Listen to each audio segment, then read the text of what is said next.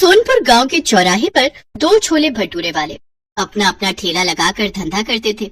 एक छोर पर मुकेश अपना ठेला लगाता था तो दूसरे छोर पर मोहनलाल अपना ठेला लगाता था। अरे मोहनलाल सेठ, एक प्लेट बढ़िया छोले भटूरे लगाना।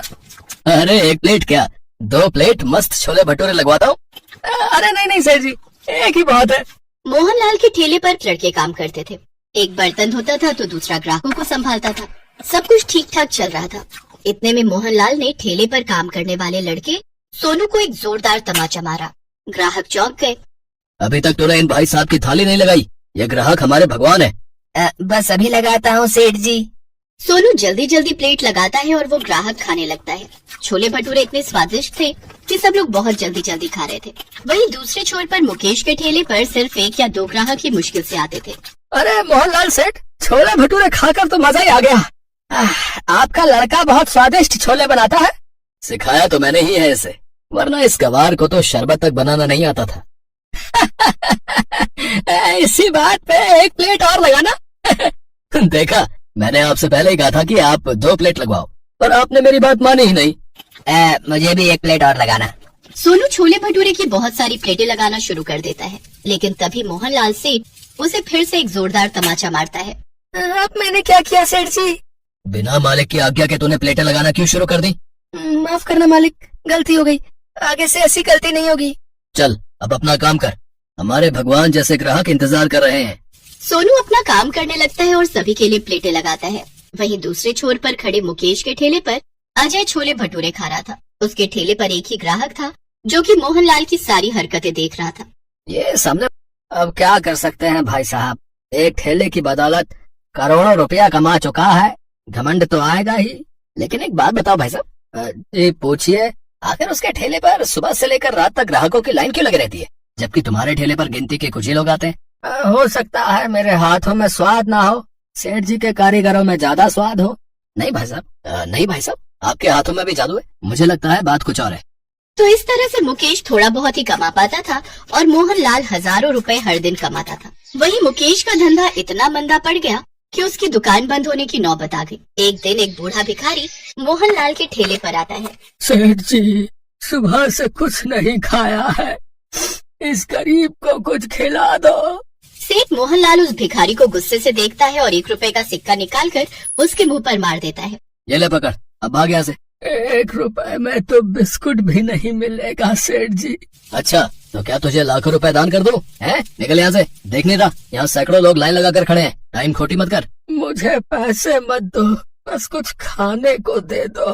तो पैसे निकाल और छोले भटूरे खा ले। अगर मेरे पास पैसे होते तो आपके सामने भीख क्यों मांगता सेठ जी? आपकी दुकान का नाम करोड़पति छोले भटूरे वाला है। थोड़ा सा आप मुझे भी खिला दोगे तो आप गरीब नहीं हो जाओगे। इतने में सेठ अपने दूसरे लड़के को जोरदार तमाचा मारता है। तो इतनी देर से देख रहा है कि ये 2 कौड़ी का भिखारी मुझसे बहस कर रहा है और तू चुपचाप तमाशा देख रहा है। भगा इसको यहाँ से। वो लड़का भिखारी के पास जाता है और चुपके से उसके कान में बोलता है, बाबा आप यहाँ से चले जाओ, वरना आपके चक्कर में मेरी नौकरी चली जाएगी। वैसे भी आजकल बेरोजगार है। मैं अपने सेठ की तरफ से आपसे माफी मांगता हूँ बाबा। कोई बात नहीं बेटा, तुम सब लड़के एक दिन बहुत तरक्की करोगे। तुम लोगों की वजह से ही तुम्हारा सेठ करोड़पति बना है। खैर मैं चलता हूँ। वो भिखारी वहाँ से सीधा मुकेश के ठेले पर चला जाता है। मुकेश जल्दी से 1 प्लेट छोले भटूरे लगाता है और उस भिखारी को बड़े ही प्यार से खिलाता है। भगवान करे तेरा धंधा खूब फले फूले। बाबा अभी तो मेरी बोहनी तक नहीं हुई है, पैसे तो नहीं है, पर अगर आपको भूख लगी है तो आप छोले भटूरे खा लीजिए। ठीक है बेटा। बेटा, वो सामने वाले ठेले का नाम करोड़पति छोले भटूरे वाला क्यों है, क्या तुम बता सकते हो? बाबा क्योंकि वो कई सालों से ये धंधा कर रहे हैं, मुझसे ज्यादा एक्सपीरियंस है उन्हें। उन्होंने करोड़ों कमा लिए हैं, इसीलिए लोग उन्हें करोड़पति छोले भटूरे वाला कहने लगे। तब से उन्होंने अपनी दुकान का नाम करोड़पति छोले भटूरे वाला रख लिया। पर सही मायने में तुमसे बड़ा करोड़पति कोई नहीं है बेटा। इतना कहकर वो थोड़ी दूर पर किसी गली में खड़ी एक कार के अंदर बैठ जाता है और वहाँ से चला जाता है। मुकेश ये दूर से देखता है और उसे ये बात बहुत अजीब लगती है। अजीब है, गाड़ी है तो फिर खाने का भीख क्यों मांग रहा था? तभी मोहनलाल मुकेश को टॉन्ट मारने लगा। क्यों रे मुकेश, चूना लगाकर चला गया ना? कितनी बार कहा है तुझे कि यहाँ से ठेला लेकर चला जा। तू मेरा मुकाबला नहीं कर सकता। जब तक मेरा ठेला यहाँ है तब तक तेरे छोले भटूरे बिक ही नहीं सकते। मोहनलाल हर रोज ऐसे ही मुकेश को टॉन्ट मारता था। मुकेश को बहुत बुरा भी लगता था, लेकिन वो बेचारा भी क्या ही करता, घर की जिम्मेदारी थी उस पर। हाँ हाँ मोहनलाल भाई, तुम भी सुना लो, लेकिन याद रखना सबका दिन आता है। तेरा तो दिन कब का ढल चुका है रे, अब अंधेरा ही अंधेरा है। मुकेश दुखी हो गया। मुकेश भटूरे तलने के लिए अच्छे तेल का भी इस्तेमाल करता था और यही करते करते वो गरीब होता जा रहा था। एक दिन मुकेश की बीवी ने उसे कह दिया, सुनो बहुत हो गया, अब मैं ऐसे नहीं रह सकती। छोले भटूरे बिकते नहीं तो क्यों जाते हो बार बार, भूखे मरेंगे। आज अगर राशन नहीं लाए तो मैं ये घर छोड़कर चली जाऊंगी। मुकेश ठेला लेकर उसी जगह पर चला गया, लेकिन उसका एक प्लेट भी छोला भटूरा नहीं बिका। दोपहर को वो मोहनलाल के पास पैसे उधार लेने चला गया। मोहनलाल भाई, कुछ पैसे उधार दोगे? मैं बहुत जल्दी लौटा दूंगा। आ गया ना औकात पर। अरे जा जा भाग यहाँ से, मैं अपने सगे बाप को भी उधार नहीं देता, तुझे क्या दूंगा।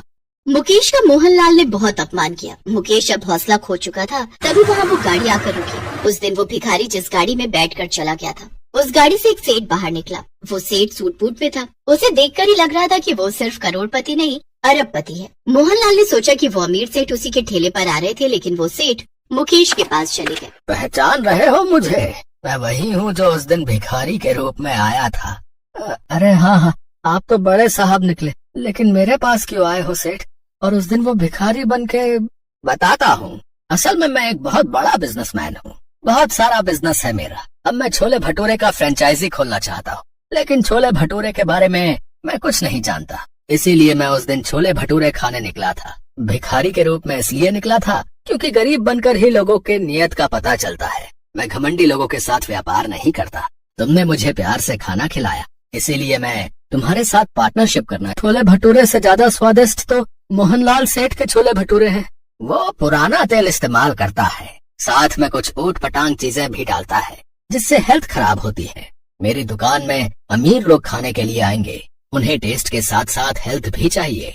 मुकेश अब राजी हो गया, उसे बस देखभाल करनी थी। सेठ ने उसी वक्त उसे लाखों का चेक दिया और कुछ ही दिनों में वहीं पर छोले भटूरे का एक चकाचक दुकान खुल गई। साथ ही साथ पूरा शहर छोले भटूरे की नई ब्रांड से छा गया। मुकेश करोड़पति बन गया और मोहनलाल सेठ की कमाई बंद हो गई। इस तरह अंत में सच्चाई, ईमानदारी और मेहनत की जीत हुई।